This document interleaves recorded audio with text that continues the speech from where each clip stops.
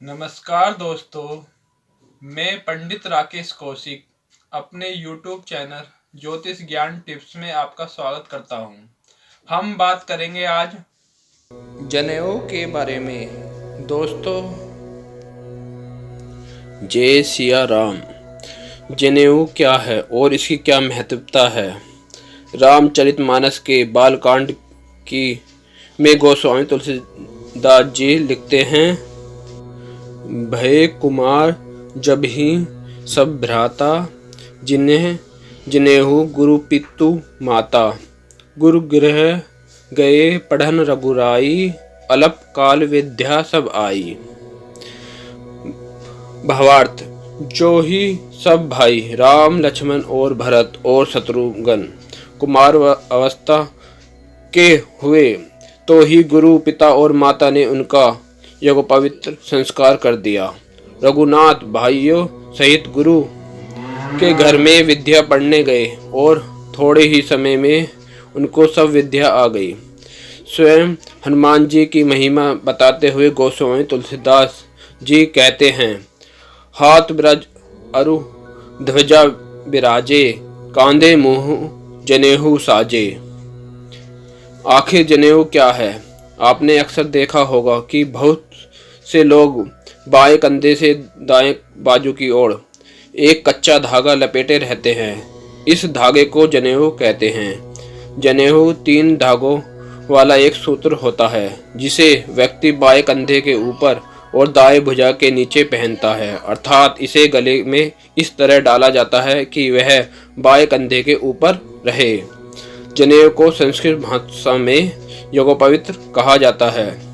आदिकाल से सनातन धर्म में जनेऊ की महत्वता रही है।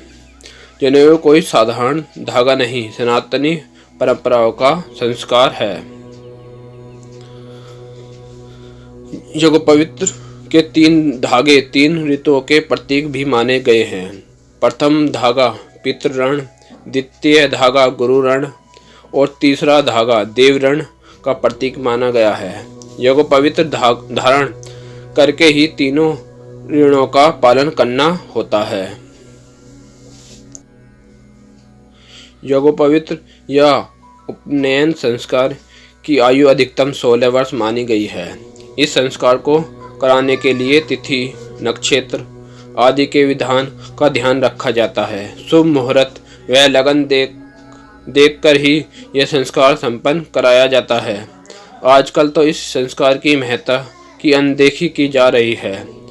झंझटों से बचने के लिए लोग विवाह के समय भी इस संस्कार को पूर्ण करा लेते हैं, क्योंकि जिन बच्चों का उपनयन संस्कार नहीं किया जाता, विवाह के समय उनको जनेऊ धारण कराना अनिवार्य है। सनातन धर्म के अंतर्गत सूत के इन धागों को ब्रह्मा, विष्णु और महेश का प्रतीक माना गया है। जिस समय गुरु या आचार्य यज्ञोपवीत धारण करवाते हैं, तो यज्ञोपवीत निम्न मंत्र के द्वारा धारण किया जाता है। यज्ञोपवीत्रम परम पवित्रम प्रजापतिर्तसहज पुष्टार्थ आयुष्मयम् यमग्रम प्रतिमंच शुभम यज्ञोपवीत्रम बलमस्तु तेजः। जनेऊ धारण के समय बालक के हाथ में एक दंड होता है। इस दौरान वो बगैर सिला एक ही वस्त्र पहनता है और उसके गले में पीले रंग का दुपट्टा होता है। मुंडन के बाद शिखा रखी जाती है, पैर में खड़ाऊ होती है, मेखला, कौपीन, दंड, कमर में बांधने योग्य नाड़े जैसे सूत्र को मेखला कहते हैं। मेखला को मुंज और करधनी भी कहते हैं। कपड़े की सिली हुई सूत की डोरी कलावे के लंबे टुकड़े से मेखला बनती है। कोपनी लगभग 4 इंच चौड़ी, 1.5 फुट लंबी लंगोटी होती है। इसे मेखला के साथ टांग कर भी रखा जा सकता है। दंड रूप में लाठी या ब्रह्मदंड जैसा रोल भी रखा जा सकता है। यज्ञोपवीत को पीले रंग में रंग कर रखा जाता है।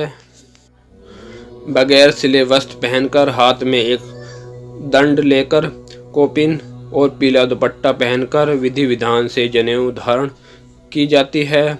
जनेऊ धारण करने के लिए एक यज्ञ होता है जिसमें जनेऊ धारण अपने संपूर्ण परिवार के साथ भाग लेता है। यज्ञ द्वारा संस्कार किए गए जनेऊ को विशेष विधि से ग्रंथिक करके बनाया जाता है। इसे गुरु दीक्षा के बाद ही धारण किया जाता है।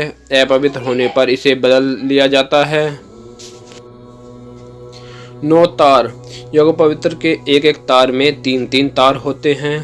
इस तरह कुल तारों की संख्या 9 होती है। 1 मुख, 2 नासिका, 2 आँख, 2 कान, मल और मूत्र के 2 द्वारा मिलकर कुल 9 होते हैं। 5 गांठ। यज्ञ पवित्र में 5 गांठ लगाई जाती हैं जो ब्रह्म, धर्म, अर्थ, काम और मोक्ष का प्रतीक हैं।